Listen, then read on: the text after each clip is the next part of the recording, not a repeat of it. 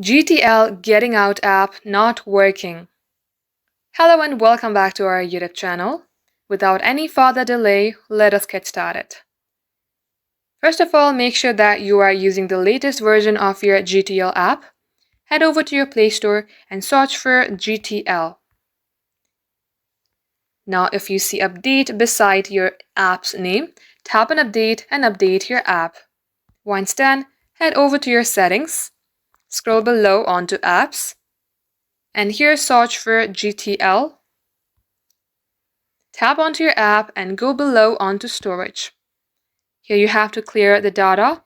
Tap on Clear Data, but before that, make sure that you remember your credentials. Tap on Delete, and come back into App Info page, and tap on Force Stop. Then tap on OK. Now see if this fixes your app not working problem. If you are still facing that issue, long tap onto your app, then tap on Uninstall and reinstall it again from your Play Store or your App Store. And this will definitely fix your app not working problem. That's all for today. Thank you for watching the video till the very end. We will catch you up in our next upload.